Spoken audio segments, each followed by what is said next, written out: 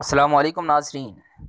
اللہ رب العزت جب کسی قوم پر رحم فرماتے ہیں تو عادل حکمران نصیب فرما دیتے ہیں۔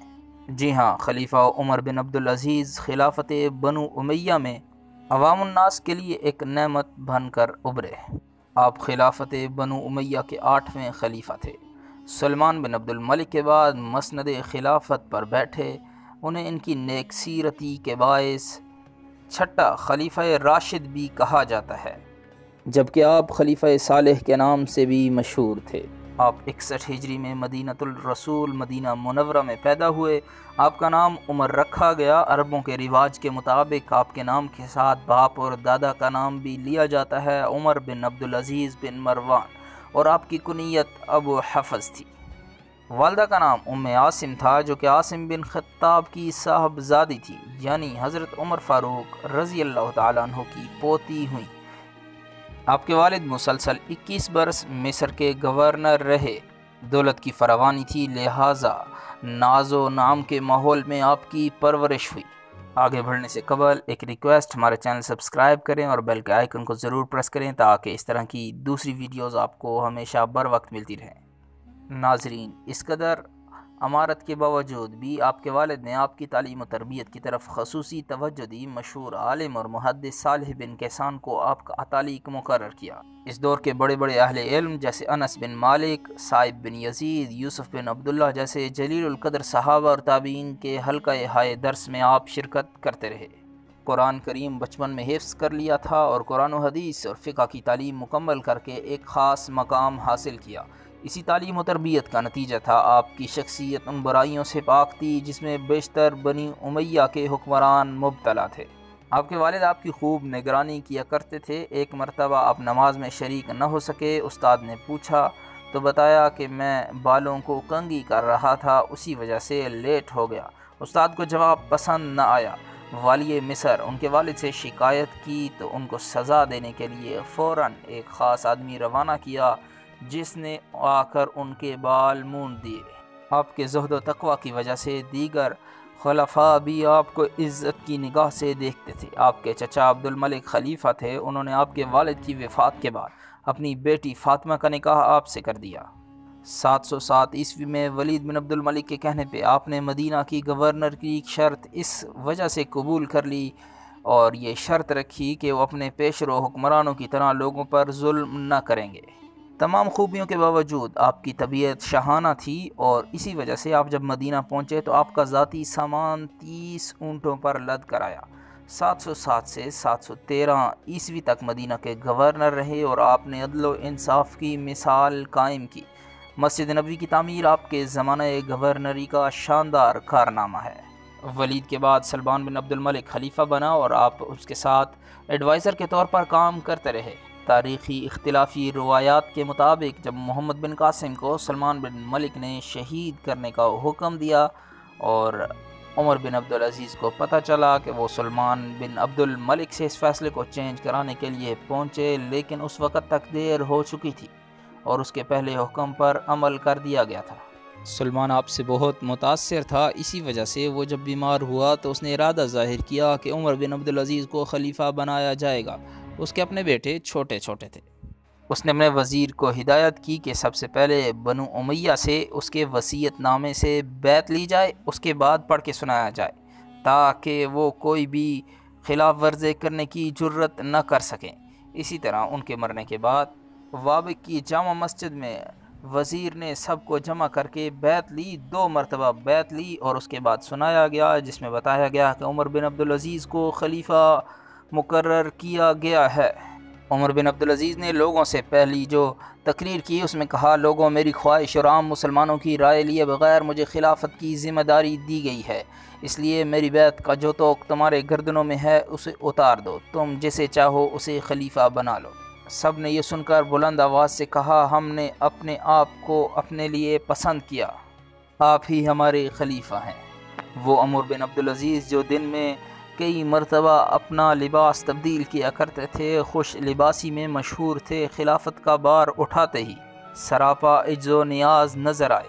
اعلیٰ ترین گھوڑے سواریاں واپس کر دیں، بیت المال میں جمع کرا دی اور سرکاری پروٹوکول واپس کر دیا۔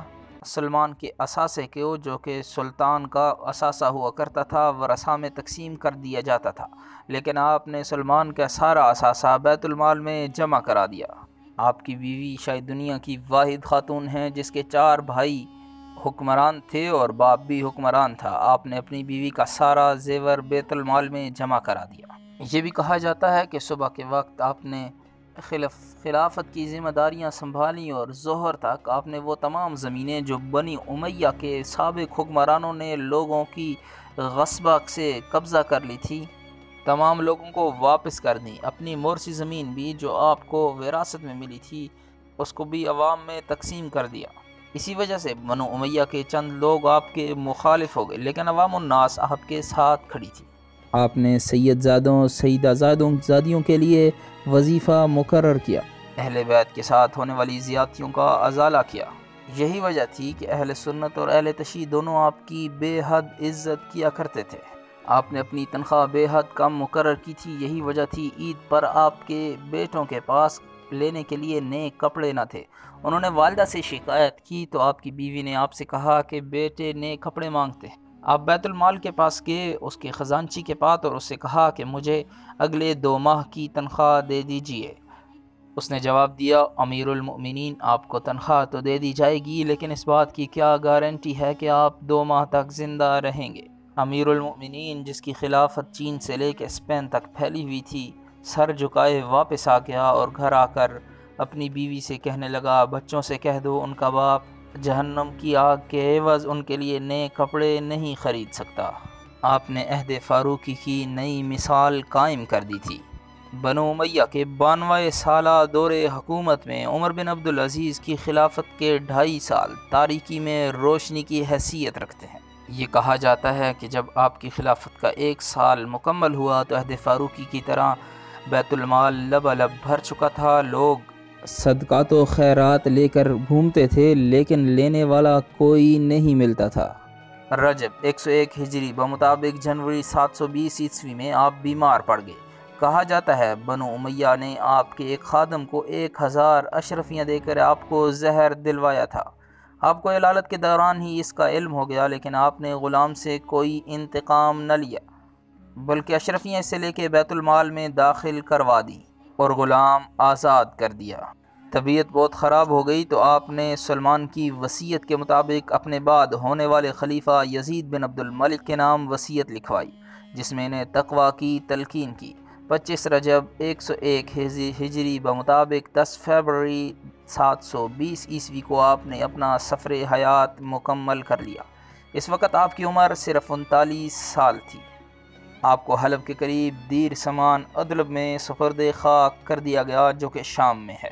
آپ نے صرف 2.5 سال حکومت کی، 717 عیسوی سے 720 عیسوی تک۔ آپ کے اپنے مختصر دور خلافت میں رعایا کی فلاح و بہبود کے لیے وسیع پیمانے پر اقدامات کیے گئے۔ آپ کے خلیفہ بننے سے قبل نو مسلموں سے بھی جزیہ وصول کیا جاتا تھا۔ آپ نے اسے ظلم قرار دیتے ہوئے اس کی ممانعت کر دی۔ اس پر صرف مصر میں اتنے لوگ مسلمان ہوئے کہ وہاں کی آمدنی کم ہو گئی۔ بیت المال کی حفاظت کا نہایت سخت انتظام کیا، دفتری اخراجات میں تخفیف کر دی، تمام معذوروں اور شیرخوار بچوں کے لیے وظیفے مقرر کیے، سرکاری خزانے سے حاجت مندوں کے لیے وظائف مقرر کیے، جگہ جگہ سرائے بنوائیں جس میں مسلمانوں کی 1 دن اور بیمار مسافروں کی 2 دن میزبانی کا حکم دیا، شراب کو بند کروا دیا، علم کی اشاعت پر خصوصی توجہ دی۔ آپ نے تدریس و اشاعت میں مشغول علماء کے لیے بیت المال سے بھاری وظیفے مقرر کر کے ان کو فکر معاش سے آزاد کر دیا۔ آپ کا سب سے بڑا تعلیمی کارنامہ احادیث نبوی کی حفاظت اور اشاعت ہے۔ آپ کے دور میں بڑے پیمانے پر تبلیغ اسلام کے باعث ہزاروں لوگ مسلمان ہوئے، جس میں سندھ کے راجہ دہر کا بیٹا جے بھیم سنگھ بھی شامل تھا۔ آپ کی 2.5 سالہ خلافت نے اتنی بڑی تبدیلی لائی جو کہ آج کے حکمرانوں کے لیے مشعل راہ ہے، جن کو 5 سال سے بھی زائد مہلت ملتی ہے لیکن وہ کچھ نہیں کر پاتے۔ عمر بن عبدالعزیز نے تمام تر مخالفتوں کے باوجود سابق حکمرانوں کی ناانصافیوں کا ازالہ کیا اور نظام حکومت بھی بہتر بنایا۔ اسی وجہ سے آپ کو چھٹا خلیفہ راشد مانا جاتا ہے۔ خلیفہ راشد سے مراد سیدنا ابوبکر، عمر، عثمان و علی حسن شامل ہیں۔ 2020 میں ایک افسوسناک واقعہ پیش آیا۔ ملک شام، جہاں بشار الاسد ایک غاصب حکمران کی طرح قابض ہے، اپنے عوام کو کچلنے کے لیے ایرانی ملیشیاؤں کا انتظار کرتا ہے اور ان کی مدد سے عوام کے اوپر ظلم و ستم کے انبار لگا دیے۔ اسی اقتدار کی جنگ کے دوران اسی کے ایک حمایت یافتہ گروپ نے خلیفہ عمر بن عبدالعزیز کے مزار پہ حملہ کیا۔ مزار کو آگ لگا دی گئی، ان کی اہلیہ کی قبر بھی ساتھ ہی تھی، اس کو بھی آگ لگائی گئی۔ یہ عمل یقیناً مسلمانوں کا تو نہیں تھا، لیکن یہ انسانیت کے درجے سے بھی گرے ہوئے جاہل اور گنوار لوگ تھے۔ اللہ ان کو ہدایت دے یا تباہ و برباد فرمائے۔ امیر المؤمنین خلیفۃ المسلمین امیر عادل عمر بن عبدالعزیز پر لاکھوں کروڑوں رحمتیں ہوں، آمین۔ اللہ حافظ۔